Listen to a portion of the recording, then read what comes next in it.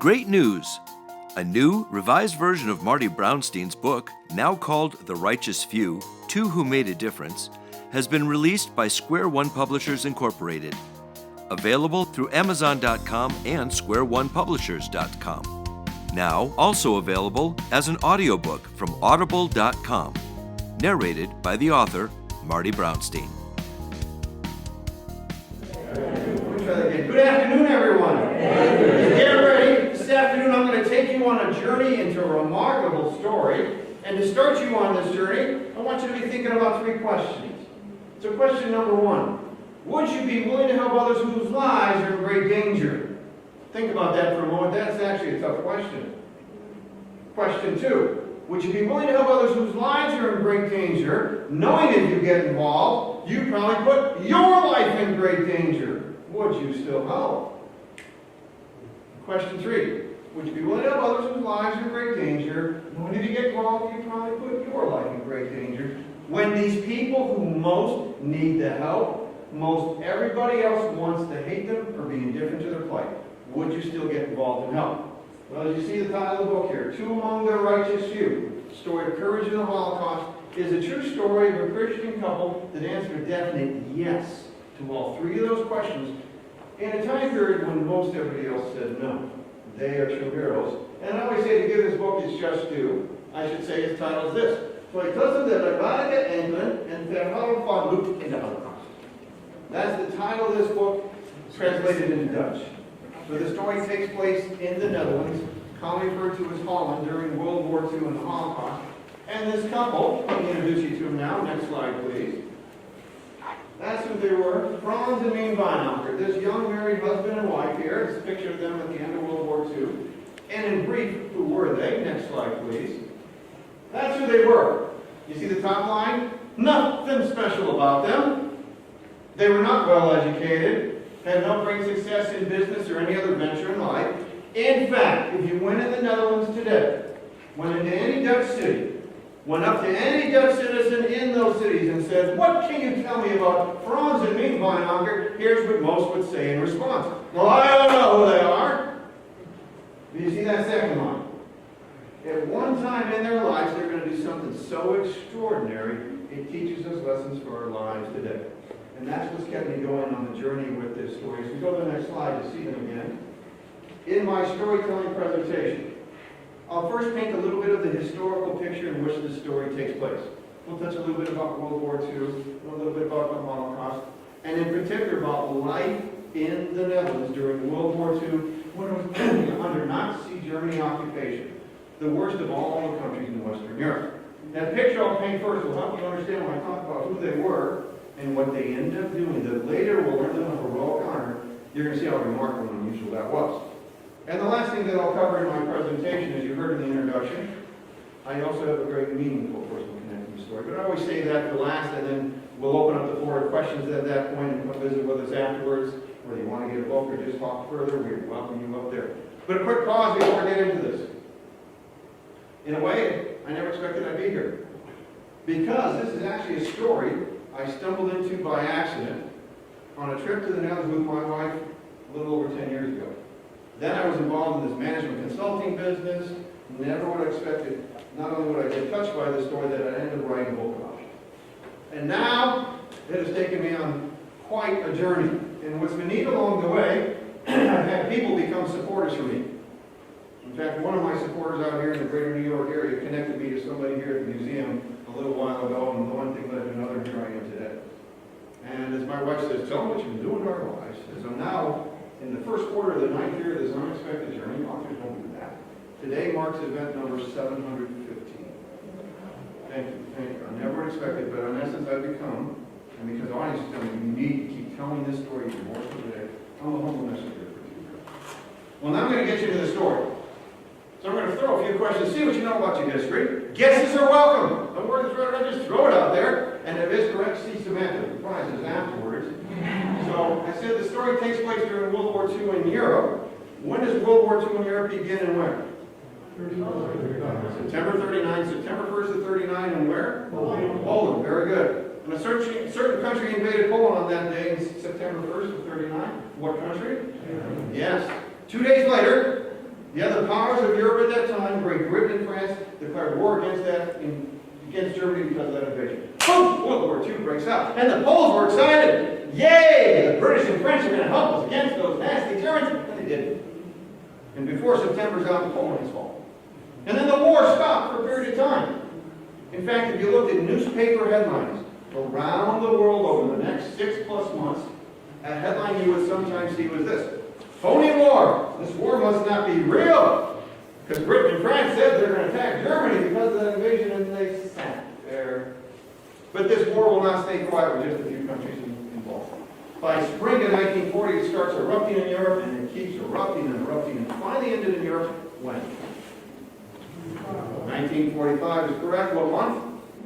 May. Very good. August of 45, when Japan and Navy surrendered, it's finally done World War. World War II, still true today with all wars that came before it and all wars that have come since. When this one was over, this is the most destructive war in humankind's history by far. When it was finally over, you had over 60 countries commit troops into this awful war, billions of dollars of property damage worldwide, and over 50 million people died worldwide in this awful war, the most by far ever. And one of the things that we saw in World War II that was not quite as prevalent in wars before, way too common since. More than half of that 50 million people dying will be civilians. So it was not just soldiers dying at a high rate. And nearly 2/3 of the death and destruction of this whole war took place throughout the continent of Europe. For the average citizen in Europe during this time period, this 5+ year time period, your life was basically a nightmare trying to survive. And that's where Frans and Mien Wijnakker lived. You didn't want to be there. Now this other historical event going on simultaneously to World War II, Holocaust, capital H. We all know that one. It actually got its beginnings before World War II broke out, all the way back to 1933. In what country did it start? Germany is where it begins. In fact, this part was right when I explained it. At the start of 1933, Germany was actually a democracy. And through the democratic process, this man got appointed to the position of chancellor, like prime minister. And a short time after coming into that role, he creates excuses to throw democracy out the window. One-party dictatorship takes over Germany, and the persecution that became part of the Holocaust begins right away. Of course, who am I talking about? Yes. Well, the Holocaust did not just stay in Germany. Before the war broke out, in September 1939, it's already spread into Austria, and then into Czechoslovakia, and then World War II breaks out, and it spreads throughout the whole continent of Europe, into North Africa, and the Holocaust finally ended when? 1945, what month? May. World War II in Europe ended? May 45. Holocaust ended? May 45. Two separate events happening on simultaneous tracks. The Holocaust, this nation-sponsored, systematic and racist effort to persecute, isolate, and mass murder millions of people on Adolf Hitler's list of so-called undesirables or inferiors. When it's finally over after 12 years, we're going to see over 11 million people murdered in the Holocaust. And of course, as you all know, number one target was whom? That's 6 million, which is nearly 2 out of every 3 European Jew that will not be alive by May of 45. Well, before the war even broke out, in the late 1930s, the Holocaust is moving forward. Before it gets into the mass murder phase, a refugee crisis breaks out in Europe. Because not only is your life a nightmare, it's doomed. In many cases you don't know, but some sense the doom was coming. And that's where we start to get these refugees wanting to get out, especially Germany and Austria and other places. And if you sought the help of any government during this time period, there were many that could have helped these refugees in dire need. Here's a few that could have helped most of all. You've probably heard of these countries. The governments of Canada, Great Britain, the United States. How many governments are going to be willing to help these refugees in dire need? Say that out loud, please. We're not going to see much from governments throughout this whole time period. What you will see is a handful of people throughout the whole continent of Europe, let alone the world, who had the courage and compassion to say, this is wrong and I should try to help. This couple, Frans and Mien Wijnakker, were among those few. Now, as we move you ahead to the next slide, I'm going to take you to their country, the Netherlands. And there's a map of the country. It's not big area-wide. You drive 3-4 hours in any direction and you hit the whole country. How many people have ever traveled to this country? Yay, yay, yay. And here, of course, is the major city. Everyone goes to Amsterdam. And there's the second largest city, Rotterdam. Oops, you went, hold on there. There we go. And the Hague, the capital, that's the major cities are in the western part. But it's not a big country. It is densely populated, by the way. This is the most densely populated country in Europe today. 17 million people there now. Just prior to the war, 9 million. But by the way, for those who've been to Netherlands, how many of you got past Amsterdam in your travels? All right, a couple, 3 of you, good. I will come back to you later on for some geography assistance here. Well, when the war broke out in September of 1939, the Dutch government said, oh, we're going to be neutral. Let the big boys fight it out. Leave us out of this. They were neutral during World War I and were left out of it. So open for the same. By the way, there's a country to the south of the Netherlands, a little smaller in area, also densely populated. You see there, Belgium. And they said, yeah, we'll be neutral too. But there's a major country on their eastern border. You just see a portion of it. It's called Germany. And they were making the decisions of who we're going to leave neutral and who not. Well, the phony war period is now over as we go into spring 1940. And the Germans are on their major offensive, attacking in Western and Northern Europe with other parts that come a little bit later, and Holland was on the list. And the wee hours of May 10th, 1940, German forces came over the eastern border of the country and they started attacking. Well, the Dutch, who clung to neutrality, never really got anything coordinated with Britain and France, who couldn't do much to help anyway. By the way, don't mind the French of this. Mighty France comes under attack at the same time period and surrenders within 6 weeks. Little Holland pretty much left fighting on its own, surrendered within 1 week. And by the time that week was rolling on, even though the Dutch forces were putting up a pretty good fight, the German commanders turned to the Dutch government and said, ultimatum! Here's your choice. You either surrender now or we start bombing. And we're going to go after your major commercial city of Rotterdam first. So what are you going to do? So the Prime Minister talks it over with his cabinet and with the Queen, Queen Wilhelmina, and then they turn to their commanding general and say, you know what, we don't want this destruction on our soil. Hurry up, negotiate surrender terms with the Germans. Oh, by the way, the day before the official surrender was made, a ship was waiting for the royal family and the government leaders. And it took them across the North Sea to a place called London, England. Well, they will be a government in exile for the rest of the war. Good luck, this people! Boom! Out they went. And the surrender terms were made with the German commanders, who said, thank you very much. And then they said this, excuse us, we had their term, some miscommunication. They bombed Rotterdam to smithereens anyway. 1,000 people were killed instantly. 85,000 are now homeless.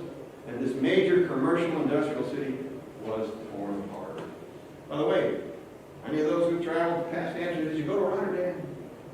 It's not as common that tourists will go there. It's a nice city today, but it doesn't have the historic beauty that most European cities like Amsterdam and The Hague do because of what just happened. And a new day began in the Netherlands.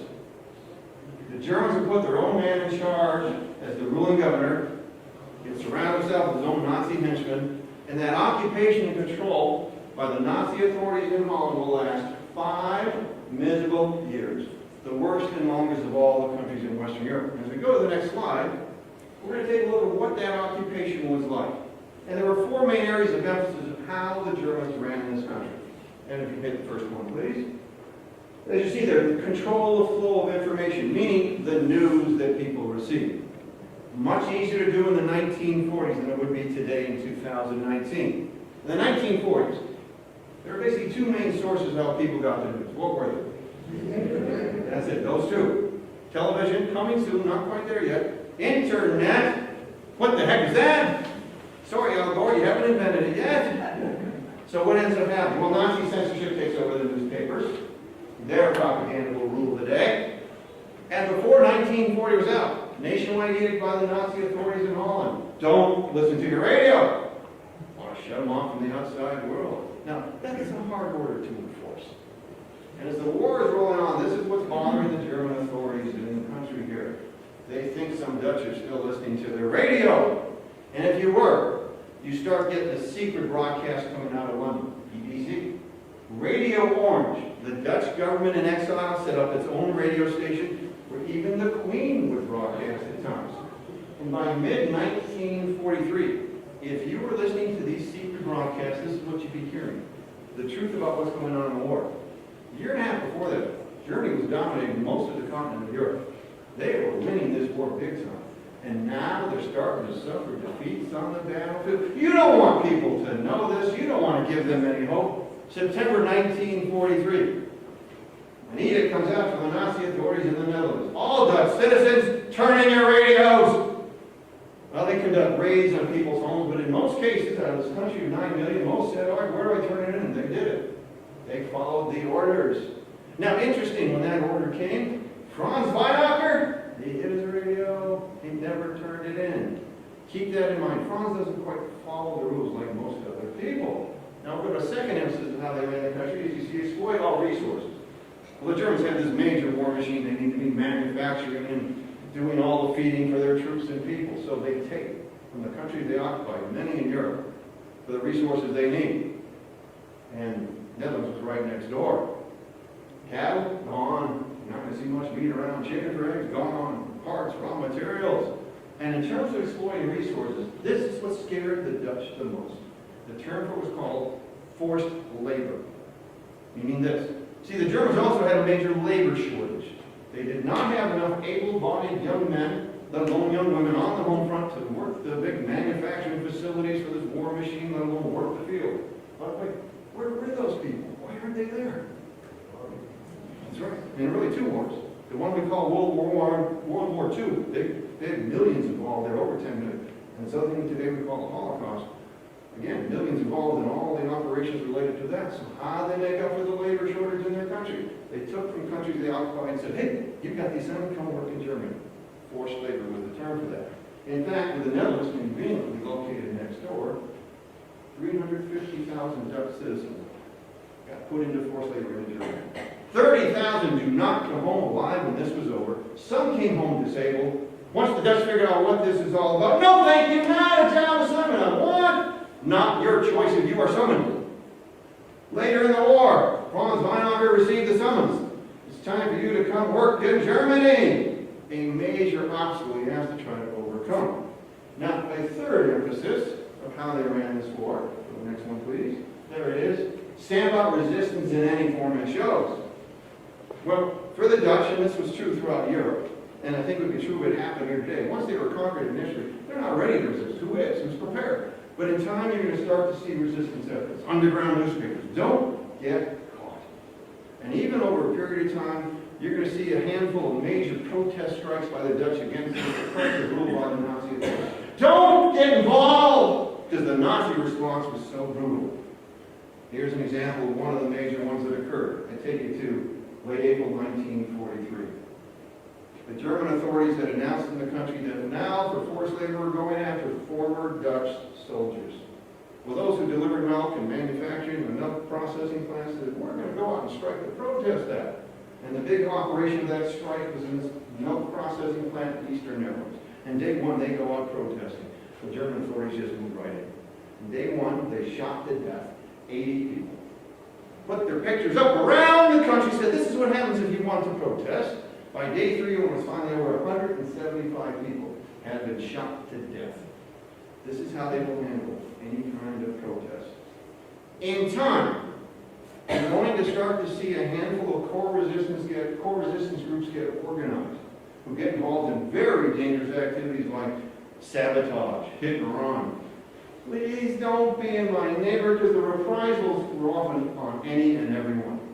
For instance, February 1943, while a high-ranking Dutch Nazi traitors helping the Germans run the country, was in the capital city of The Hague in the west there. And one night in that month, February 43, the doorbell rings. He opens it up. And two Dutch resistance fighters from the first organized resistance group, the communists, targeting this guy, shot him dead. When the head of the SS operations in the Netherlands, the security arm of the Nazi machine to enforce its will on the people, his name was Hans Rauter, the most brutal and feared man in the country. And when he got wind of this, he ordered 50 people rounded up and executed, and made sure the public would know this.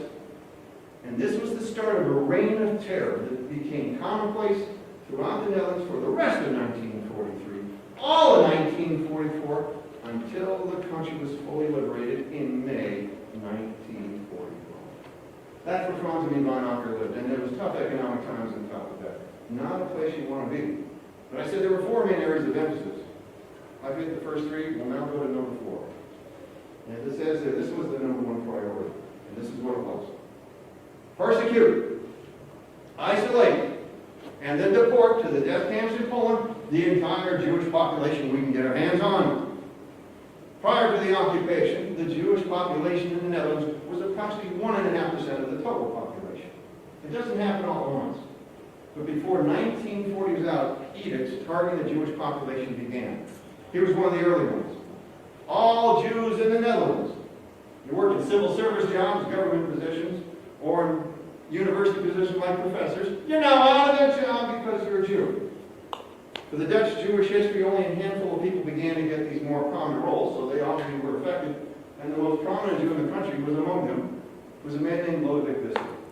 And his job in the Netherlands then was equivalent to the job that John Roberts has in our country today. What's John Roberts do? Yes, that's right, American Supreme Court. Lodewijk Wissel had an equivalent role in the Dutch High Court. By the end of November 1940, he's now out of that job because he's a Jew. His fellow justices, in response, said, that's right, I'm not going to hear a peep. And the Germans said, great, green light, let's continue, and they do. And throughout all the rest of 1941, edict after edict comes out targeting the Jewish population that by the end of that year, here was the effect. The Jewish population now has been isolated and removed from the non-Jewish population. Going to school with non-Jews, can't do it. You work with non-Jews, you're out of a job. You actually own your own business, it's been taken away. You want to go out and enjoy social and recreational activities like anybody else, Jews are prohibited. By January 1942, the population shift was happening in the country. More than half the Jewish population already lives in the major city of Amsterdam. So those from other parts of the country moved into Amsterdam, put into ghettos. And by May of 1942, he went out in public in Amsterdam as a Jew. They took the symbol of Judaism, the Star of David, and made it a yellow badge of humiliation. You had to wear your clothes so we know you were a Jew. And by July 1942, the trains were cranking. And they're taking the Jewish population bit by bit from Amsterdam and eventually deporting them to the death camps in Poland, primarily Auschwitz and Sobibor. Now the Nazis were masters of propaganda. So the message they told the whole population, Jewish and non-Jewish alike, was this: we're sending the Jews to work camps in Germany. False. And to reinforce that propaganda with some of the early arrivals to the death camps, if they survived the train rides getting there, when they got off, they had postcards filled out for them. All you had to do was sign your name. And this, in effect, was the message on the postcards. Dear friends and family, life at camp, it's not so bad. Sure, you got to work, but that's not bad. Food's decent. We look forward to seeing you soon. And that goes back to the people waiting anxiously in Amsterdam. I guess I don't need to worry after all. And this is just going to continue and continue. By the end of September 1943, the entire Jewish population in the Netherlands that the Nazi authorities could get their hands on had been deported. The Nazi authorities had the same thing. I don't think we got them all. Now, if you're a Jew in the Netherlands at this time, most don't know what's going to be happening. They just go where they're told. But some sense doom was going to come. And if you wanted to do something about it, your best hope, go into hiding. But to do that, you're going to need help. Would anybody help? Contrary to popular belief about the Dutch, let alone most anywhere else in Europe, the answer to that question is not many. Hey, guess what the vast majority of the Dutch population is doing during this period of oppression and brutality they're living under? What are most trying to do? Survive, that's right, I can't blame them. Just hoping to get by. Hoping I can still take care of my family. Hoping I don't get called to forced labor. I'm not going to worry about anybody else. This is only about 96% of the population. By the way, some of them do feel sympathetic about their fellow Jews because they notice they go away and they don't come back. But if you rang their doorbell and said, please help, they won't open their door. How come? They were afraid. Because, by the way, if you got involved to help hide people from the authorities, especially Jews, and the authorities found out, guess where you get to go? You're going to concentration camps too, where death waits you sooner or later. In Poland, we often execute if you on the spot, hung you for the neighborhood. So, fear's going to keep many even thought about it out of it. Among the Dutch, who actually played an active role in this war, a little over 2% of their population, you can put them in two groups. And if you see my hands, the one on the left means that's more in number than the one on the right. The one on the right, resistance, I'll save them for last. The one on the left, the sympathizers and helpers to the Nazis. One thing that often gets overlooked is Adolf Hitler and his Nazi party went conquering throughout all of Europe. They had a lot of help in every country they went conquering in from the local population, including the Netherlands. Prior to the war, in the 1930s, there was these little fascist and Nazi-like parties springing up in many countries, including in the Netherlands. The Dutch Nazi party was known by its initials NSB. Prior to the war, maybe there's a few thousand, they viewed as those extremist idiots. Ignore them. Now we're a year into the German occupation of the country. 100,000 people have signed up to join the NSB, the third largest Nazi party in all of Europe. And why? Because they want to be on the winning team. The Germans look like they're going to dominate and run this and win this war, so you've gotten to the NSB and helped them out because they need to keep the government running. You got a good job. You're not going to be sent off to forced labor. You're going to eat better than the rest of the population. And by the way, for those who've been in the Netherlands, you know this is not a form of recreation for many of the Dutch. It's a form of transportation. You've got to keep your bicycle. Hey, good opportunities. Come join the NSB. And by the way, you didn't even have to be an NSBer to do this. Rat people up. You think something suspicious going on over there, just call the authorities. And sure enough, they find out that, hey, those people trying to help hide out those we're after, especially Jews, and they all get sent away. We paid you money for that. So sometimes you had to worry as much about your fellow Dutch than you did about the Germans running the country. Well, this other group I mentioned, resistance. Well, less in number than those helping, and certainly they had sympathizers, even lesser in number. And here are some of the challenges for the Dutch in their resistance efforts when they got these core groups going, about a half dozen. For most of the war, they were never united with one another. Operating independently did not work well for most. None of them ever had the firepower or manpower to handle with the Germans. And here was the other problem for the Dutch. And it's not unique to them in terms of why it was difficult, but they had this added disadvantage. Because in other parts of Europe, like Eastern Europe, you get hit and run attack, run deep into the forest, run up the big mountain ranges. It's hard to find you. All right, there's at least three of you who said you've been to the Netherlands, you've got fast answer. Let me see your hands again. All right, getting some geography assistance here. How many big mountain ranges and deep forests did you find in the Netherlands? That's right, it's a relatively flat country, hilly in the south of it, and lots of water. The Dutch are the best water civil engineers in the world today, because otherwise half the country would be flooded. Over the years, they figured out how to control this. So you're in the core resistance groups in Kilby in my neighborhood. If you can hold your breath underwater a long time, you'll do just fine. So what's happening to many of these resistance fighters? They're getting arrested, imprisoned, deported to concentration camps, even executed. Many of them had to go into hiding too. Very tough, dangerous work. Of all the resistance groups in the Netherlands, the one that became the largest and most effective was known by its initials, LO. Full name in Dutch, Landelijke Organisatie voor Hulp aan Onderdrukkers. English translation, the National Organization for Helping People in Hiding. During the course of the war, the LO will help hide from the German authorities 300,000 people. Quite effective. Now, a little side note, how dangerous this work was. Very unusual at the time period of the 1940s. One of the founders and leaders of the LO was a woman. But later in the war, she got betrayed and captured and was shipped off to a concentration camp in Germany where she died before the war was out. Very tough, dangerous work. Well, by the time the LO was operating with a network of people around the country mid-1943, it was too late to help many of the Jews. At best, out of this 300,000, about 25,000 Jews make it into hiding, but the problem for them, they're the number one target. Over a third of them will get caught and deported. So those non-Jews, willing to get involved in this risky, dangerous business to help hide people from the authorities, you have far more non-Jews willing to help hide non-Jews. Helping hide a Jew, I don't know if I want to go that far. Frans and Mien Wijnakker, they went that far. Now I'm going to tell you about them. As we go to the next slide, I want to start with the bigger picture first and help you understand the meaning of the book's title, Two Among the Righteous Few. And the key word in the title is the word righteous, and it comes from a place called, next slide please, Yad Vashem. In many audiences, I speak in a wide variety of languages. Many people have not heard of this place. I think in this audience I can even change my question, not asking who's heard of it. I'm going to ask, how many people have been to it? All right, good audience. All right. For those who haven't, I'll let you guys fill them in. First, what is it and where is it?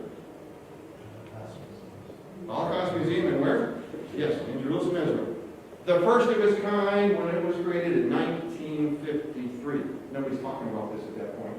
Nobody's even, the word itself as a term in English language is still way some years away. The most prominent in the world still today, the one in D.C. by Stewart, this is a very nice one there too.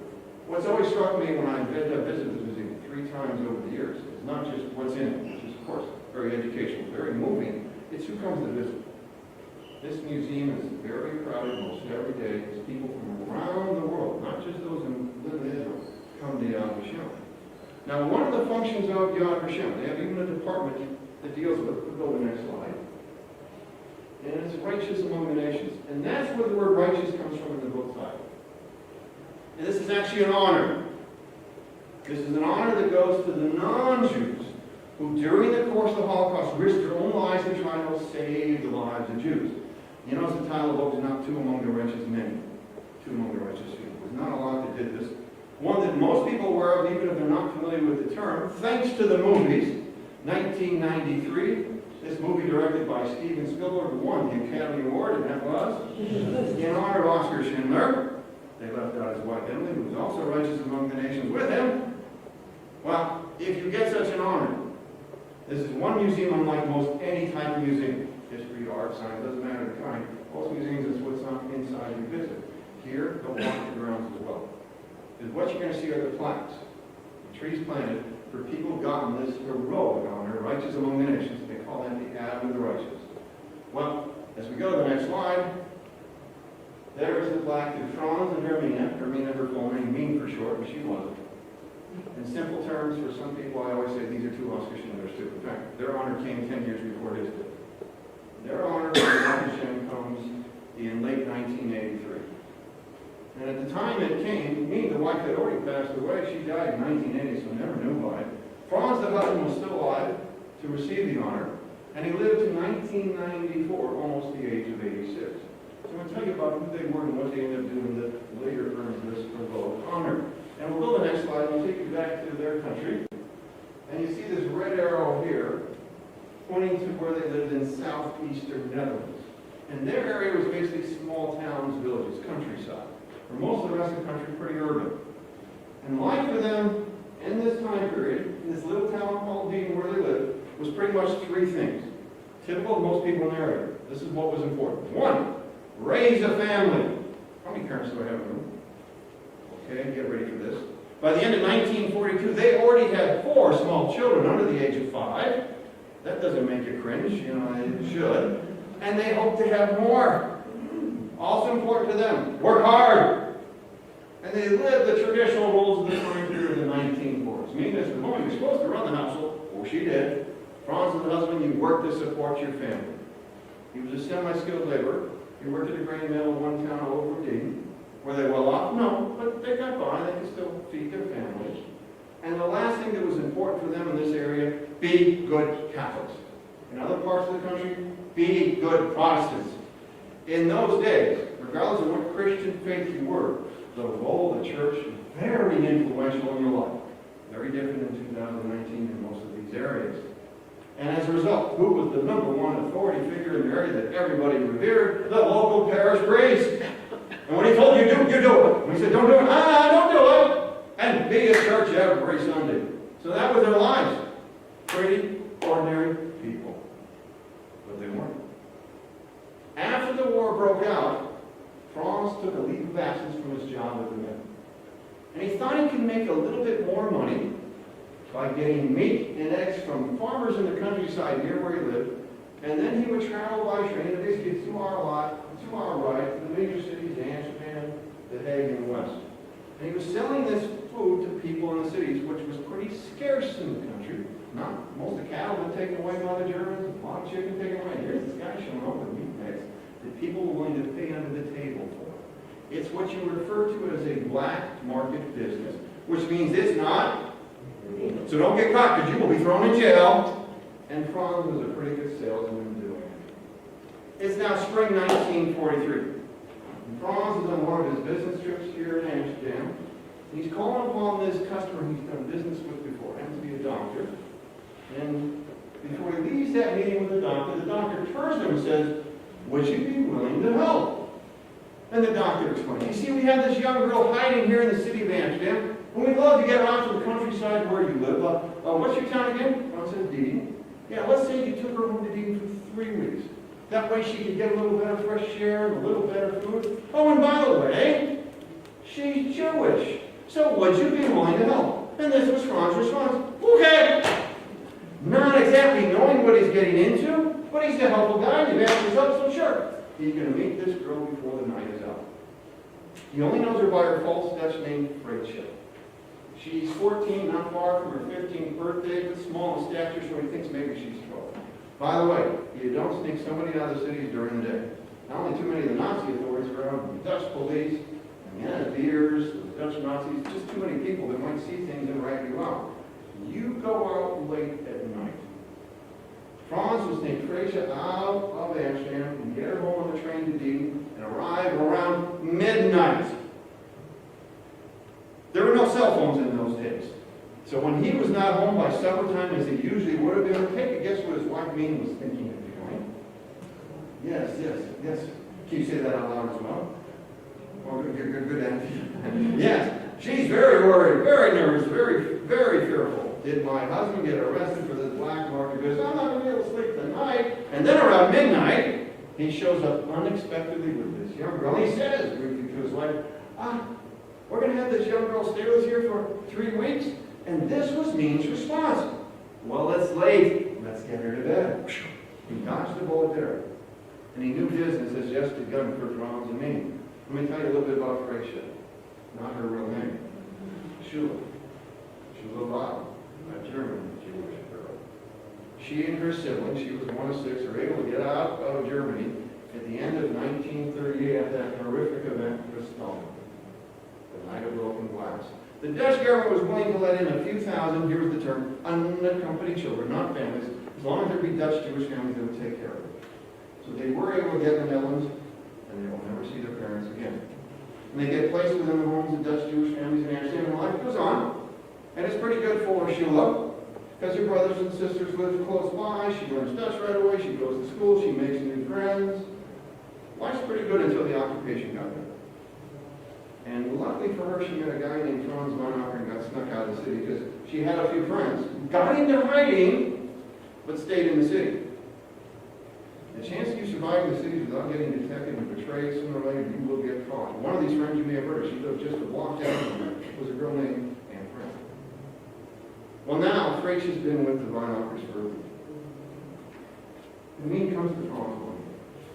And she says to him, you know what, Franz, I've been talking with Rachel, you know what I think I figured out? I think she's Jewish. Did you know that? Yeah, I know. Well, she's got a younger brother still hiding in Amsterdam. Go get him. And not in the train, Franz will go there and sneak out her younger brother and call him Frans, not his real name. And before long, through these various acquaintances, these 2 former teachers in Amsterdam came out on the train to the countryside of Frans and Mien Wijnakker's home with a girl of 17 who happens to be Jewish. And Frans and Mien say, sure, we'll take her in too.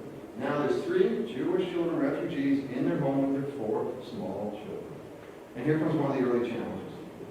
Again, word is spreading a little bit. And this girl comes out, who still has permission to travel through the Jewish council. And she comes out on the train to come visit Frans and Mien one afternoon.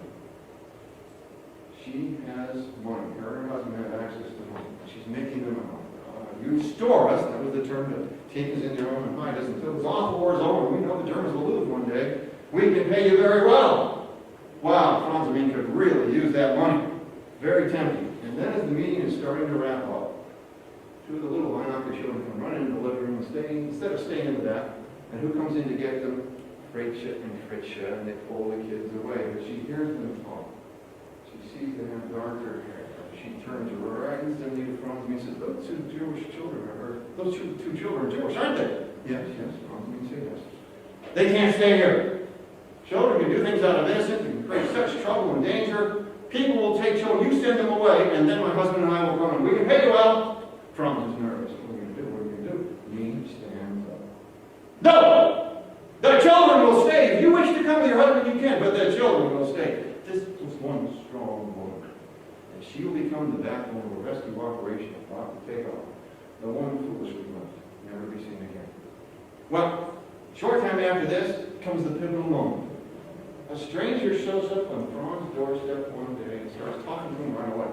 Doesn't say what his real name is. He goes by this code name Long John. And as he's talking to Franz initially, he's making him very nervous. Because this Long John fellow seems to know that Frans and Mien Wijnakker have 3 Jewish children in their homes. So Franz is wondering, how's this guy know this? Is he a spy? Is he with the police to arrest me? And then this Long John fellow says this, you could be of help to us. Who is this guy? He's with the LO, that resistance group that helps hide people from the German authorities. Likely the doctor, customer, and also part of the LO they've been talking. Wijnakker seem helpful. Countryside, good location. Let's see if we get more help from them. So Long John now starts to explain. And Mien has joined Franz with the conversation. And he says to them, we're trying to get the remaining Jews still hiding in the cities out before it's too late. Now, we know you can't fit them all in your own home. So here's what we'd like you to do if you're willing. We can give you money to fund an operation. We'd like you to go around in the little towns in your area and see if you can recruit people to take somebody in their home, and then you can pay them for it. Now, I don't want to kid you, he says. This could be, and in fact, it will be risky and likely dangerous, but would you be willing to help? And Frans and Mien look at each other and without hesitation went, okay!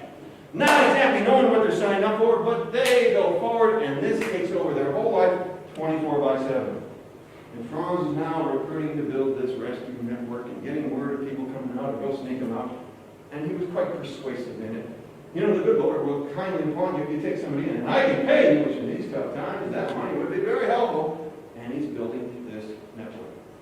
And all the people he is placing in these little town areas, from children to adults of various ages, were all Jewish. Some he tells, some they figured out later on we did. And as this picked up, so did the many challenges and dangers. When I reflect back on the many challenges and dangers that Frans and Mien encountered, I am stunned that they actually continued. Most people said, too dangerous, too difficult, we've got 4 little children to worry about, go away. But they don't. And among the many challenges and dangers they encountered, I'm just going to highlight 2 briefly. 1, and this is what would happen with this rescue network periodically. Lots of hassles, and occasionally Franz would get a call and the word betrayed would come out. Meaning this, Franz, you gotta come.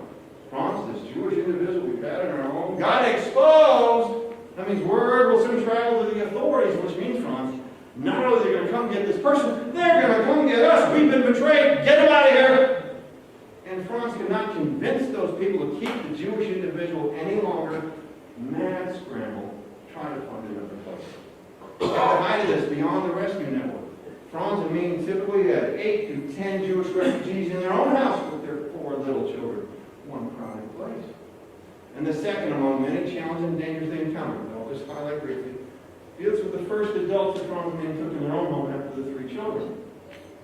This was a young, very Jewish couple, similar in age to Frans.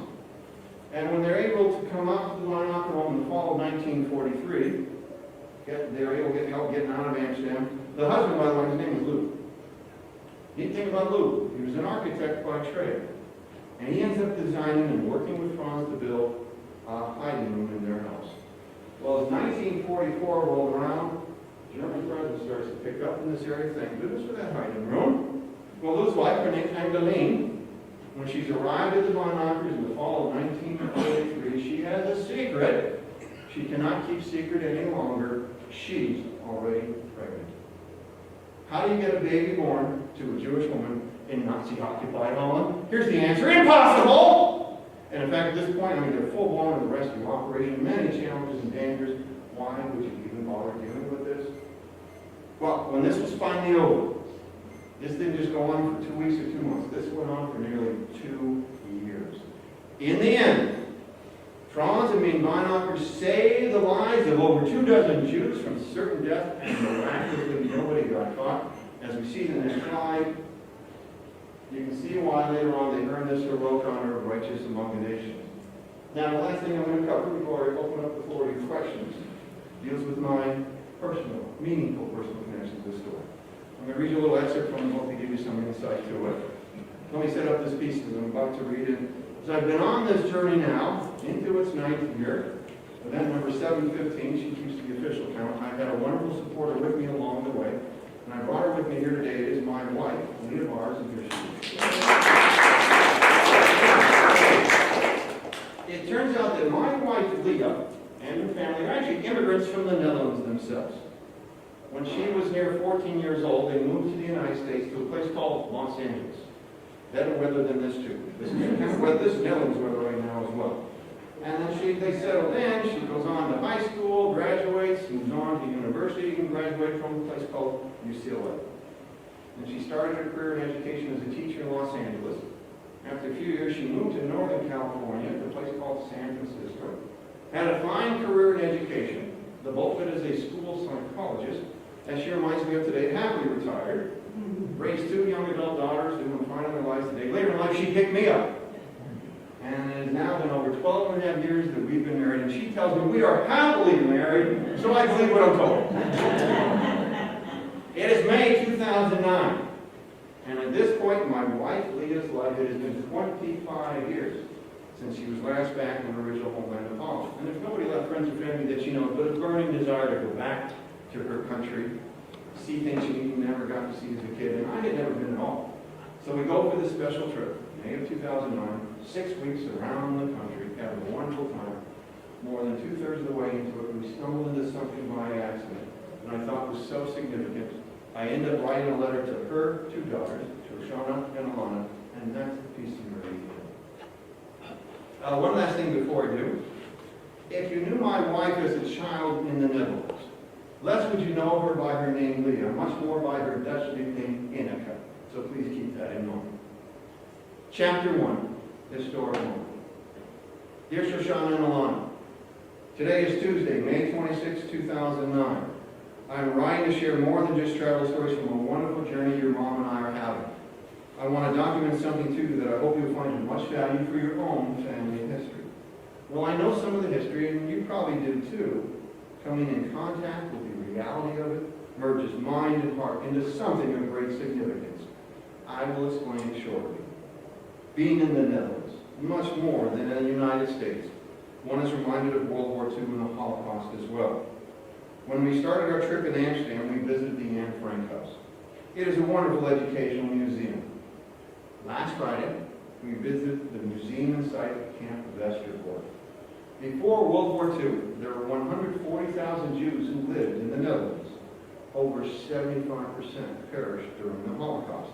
Westerbork was the deportation center the Nazis used to ship the Dutch Jews off to the death camps in Poland. We arrived last evening in the city of Eindhoven in the south of the country.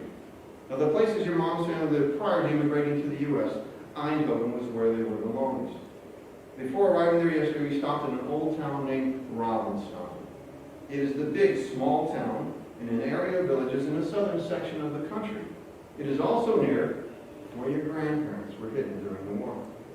As we stop and walk around the charming 1600s historic downtown of Ravenstein, all 2 blocks of it, we spot a tourist information office. We go in, and your mom asks the staff members about the location of, next slide please, about the location of an old church. It's an old vacant church. About the location of an old church in the nearby small town of Dieden, and of the home that once belonged to a Franz Vonnacker is still next to it. For the older folks of this area, which the 3 office people on hand were, the name of Franz Vonnacker is a notable one. They tell your mom not only how to get to this church, but also that one of the Vonnacker sons still lives in this particular house. So off we go down the road to Dieden. About 10 minutes later, we find the church in question. We park our car there and we walk over to the house next door. As we walk up the driveway, we see a few people sitting at a table in the front yard on this warm day, and we see, next slide please, and we see the word Shalom written on the front side of the house, probably a foot in size. Your mom boldly walks up to the gentleman sitting there and says, "Hello, I'm Wijnakker Bars." A roar goes up along with a warm handshake. This man and his wife sitting with him know who Wijnakker Bars is, and much more, the significance related to her. And the next few minutes, the dust starts flying and phone calls start happening. Within 10 minutes, his youngest sibling, Irene, drives over and joins in a lively discussion, which, by the way, was all in Dutch, so I could only watch. The man who has greeted us is Franz Vonnacker Jr. He's the youngest son of the aforementioned Franz Vonnacker. His father, Franz, with the support of his mother, Mien, saved your grandparents and your mom, baby Annika, during World War II. They all survived the Holocaust because this Catholic man and his wife hid them and other Jews and helped even more hide from the Nazis. Do you recognize the significance of this moment? Franz, the son, and his wife, also named Irene, visited Israel themselves last year. They showed us a blown-up picture of the memorial plaque and tree planted in Yad Vashem's Avenue of the Righteous section in honor of their parents, which is one of the historic significance of what I was witnessing really hit me. Well, after visiting for over an hour, they've invited us to come back Wednesday evening. They have 3 other siblings who are alive and living in the local area. So your mom will likely meet more of the Wijnakker family who she last saw 25 years ago. Thank you for hearing some loud. We can use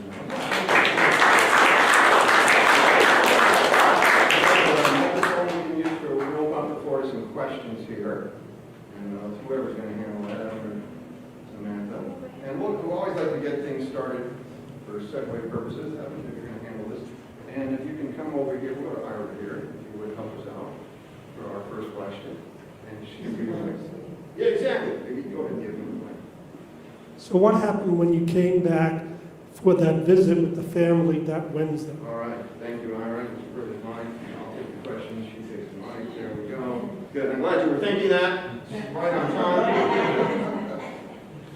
And obviously, as I finish this piece, I always like to answer that question and put it in the context of so many people's lives I know today, right here. We've got busy lives. And we get shown up unexpectedly. And let's say you had a brother or sister in the area one night and you got a call. And they tell you, so-and-so just came into town. It was like 25 years ago we last saw her. Yeah, I remember her. Well, she's here with her husband. Fine. Could you come over tomorrow night to visit with her? Here's the answer so many people I know. It would go like this. Oh, I wish I could. But this happening with work, or this happening with the kids, or the grandchildren, or these days technology toys absorb my attention. Sorry, send them my regards. Well, when the 5 Vonnacker siblings, the youngest Irene born after the war, heard that, and they think of her more by her Dutch nickname Ninnika, when they heard Ninnika Bars was in town, please show the last line. All 5 came that evening. One of the pictures we have in the book. This was a very special, happy reunion evening. And I'll share something that I'm going to introduce you to the family in a moment that was unique for me. For those who travel in the Netherlands, you know, a pretty easy country for Americans to travel in Western culture. And the vast majority of Dutch speak more than Dutch, including English. They, in that picture, are in their 60s, early 70s, grew up in the countryside. They do not speak much English, and I speak even less Dutch. We were there for over 3 hours that night, and the whole conversation was in Dutch, and I did not feel out of place. My wife, who can still speak Dutch, could translate things or ask questions on my behalf, but you could see a very special reunion happening here. Let me introduce you to the family. The oldest, who became my point person as I go back to build this story, is on the far right. Her name is Nellie. Neat thing there. By the way, Nellie now is 81 going on 50, by the way. Good luck as you keep up with this energetic lady. We have been back 3 other times into the Netherlands since this initial trip. And now that there's a reconnection, when Nellie heard we're going to be in the country, she said, you make sure you come stay with us too. So we have spent more time with her and her brothers and sisters and met some of the children and grandchildren too. Wonderful lady. Between Nellie and my wife is Franz Vonnacker Jr., the youngest of the 3 brothers, who lives in the actual house where his parents' rescue activity took place. He owns it today, and it was a rental. And after my wife is the youngest Irene born after the war. The other 2 brothers, Jan and Dice, all who support me doing this book for their parents. So thank you for your question. What else can I answer here for a few minutes? Is the hiding place still there in the house? Great question. Great question. No. And I'll tell this little story with it. I didn't put this in the book, the other thing I did that I read to you, because when this initial accidental visit where we discovered the home of Franz Vonnacker Jr. now, 2 things blew me away.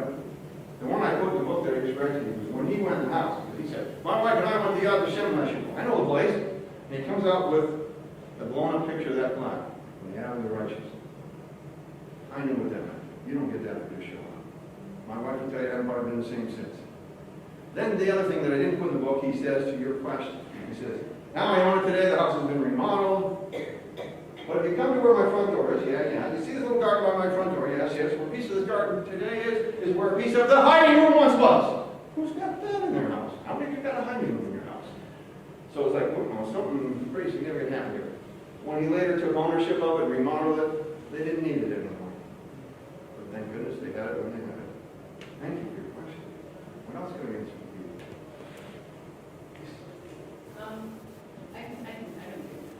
What were the circumstances of the liberation? He and your wife went through it. How did it happen? And then in the years right after that, how did they get by? What was it like? You got two questions there. So obviously when liberation comes, and Holland was pretty much liberated by Canadian and British troops. And their area, kind of, they pushed the Germans out a bit, fall of 44, but it wasn't fully liberated, so it was still not safe overall. And then it's not until the early May of 45. That time period between them, when most of the rest of Western Europe was liberated, Holland wasn't. Holland will suffer the hunger winter for the cities of the West. Over 15,000 people starved to death because food was not getting there, because the Germans would not let them. And it becomes a very difficult period. So obviously everyone was, you're happy when the liberation finally comes and you go out and you don't have to be in a hiding, or just the average citizen trying to survive. But then life goes on, and it's a very difficult time period. For my wife and her family, they initially go back to Amsterdam, where they had come from. And there's no family left, just them.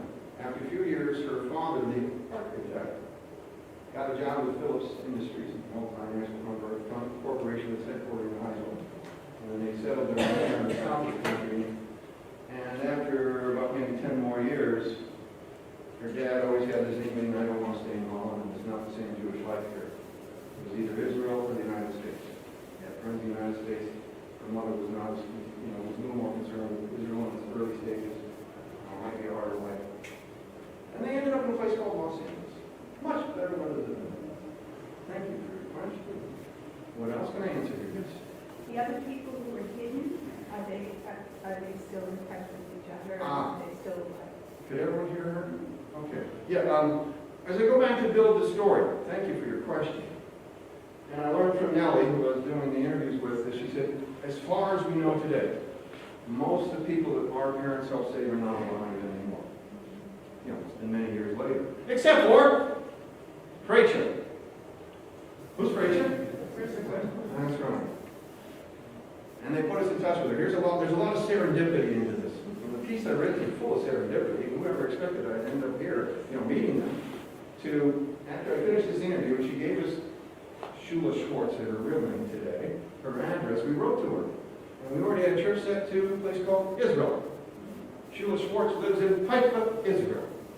One of the pictures in the book, you'll see my wife sitting with Shula Schwartz, because we were in her apartment in late April of 2010, meeting this wonderful lady who becomes one of the big sources for me for this story.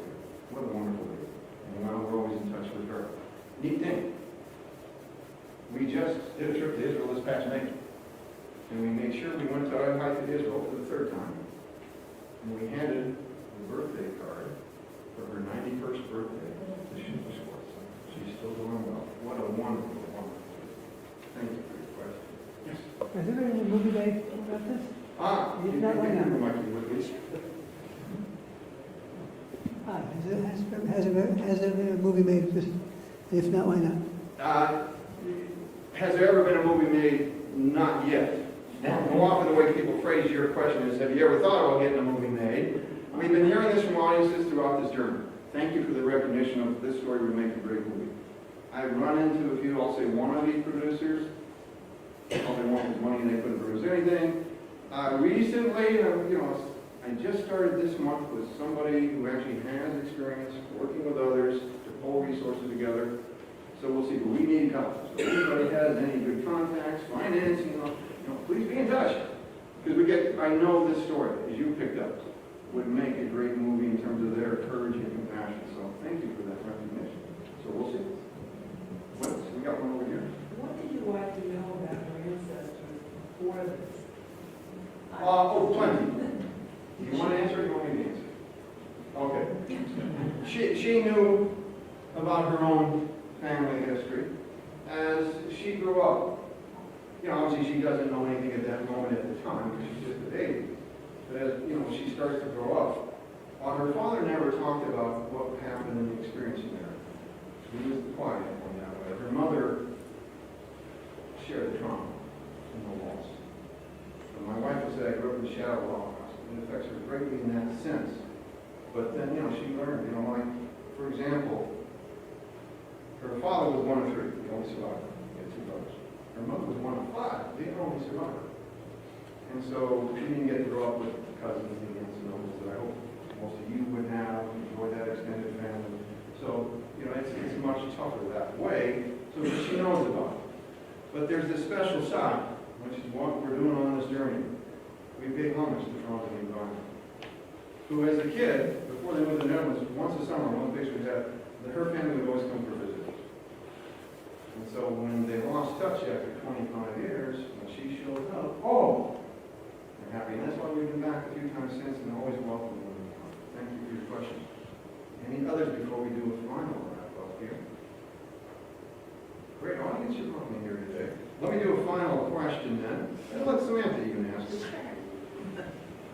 Some of you may know, but that's okay. We want to make sure everyone does. So whatever happened with that baby? Good question. Yes, yes. And what Samantha, of course, is referring to was that young married Jewish couple. The architect and his wife, that's the baby. You know, that's, you know, whatever happened in that case. So does anyone want to venture a guess before I answer? What's that? It's my wife. Really? Really? Exactly. I think the same way. She's way too young, anyway, to be that person. In fact, when we first met, she was older than me. Now she's younger than me. But by the way, here's the short answer. Chapter 11. It explains the whole thing. But thank you for giving me a great audience here today. Some of you picking up. We want to make sure you all know whatever happened with that baby was. I married her, and I brought her with me here today. Yeah, yes.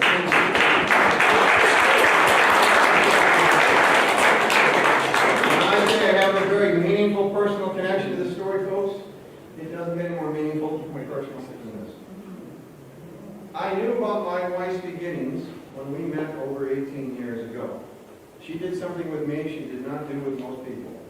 Very early on, with our second time to get together, she told me about her beginnings. And I certainly then learned about her parents and that Holocaust experience as part of that. But I understand the depth of this so much more today since I got involved in this story. Because her parents, Lou, and I'll help you with her name when she came to the United States, she made it, and Lou and Boss, the architect and his wife. They arrived as Wijnakkers. Thank goodness they got out of Amsterdam. They would not have survived. Fall of 1943, but her mother was pregnant with her. How to get a baby born to a Jewish woman in Nazi-occupied Holland? As I said earlier, it's impossible. And Frans and Mien turned to their contact, Long John, what are we going to do here? You know, he said, well, maybe we make arrangements, send her away, split up the family. But he left it to them to decide. And they had so many other challenges to deal with now. Why would you bother? I'm not going to tell you how they pulled this off. But I'll share just a little bit of insight. They decided they would take it on. And they came up with a strategy and they shared it with her parents who agreed with the strategy. And this was the strategy. However we get this baby born, when we do, we will register her with the authorities as our child. So she could be a baby with our small children rather than a baby behind her. I've mentioned we've had visits since with the Vonnacker family here, 5 children. And Nellie there on the far right, always our host. On a subsequent visit, 2 years later, as we were getting ready to leave after 3 days, this is when you know you've had a good visit, in the little bit of English Nellie speaks, she says to me, when are you coming back? So you know you have a good visit. And then with tears in her eyes, she hugs my wife very closely. And she says, "Da, mein Sister, goodbye, my war sister." She's a reminder to them how proud they are of their parents, because their parents performed a miracle. They got this baby born. They kept her and her parents safe together. And I say, thank God for the courage and compassion of Frans and Mien Wijnakker. Thank you all. Remember, the new revised version of the book, The Righteous Few, Two Who Made a Difference, is available at squareonepublishers.com and amazon.com. The audio version, narrated by the author, Marty Brownstein, is available from audible.com.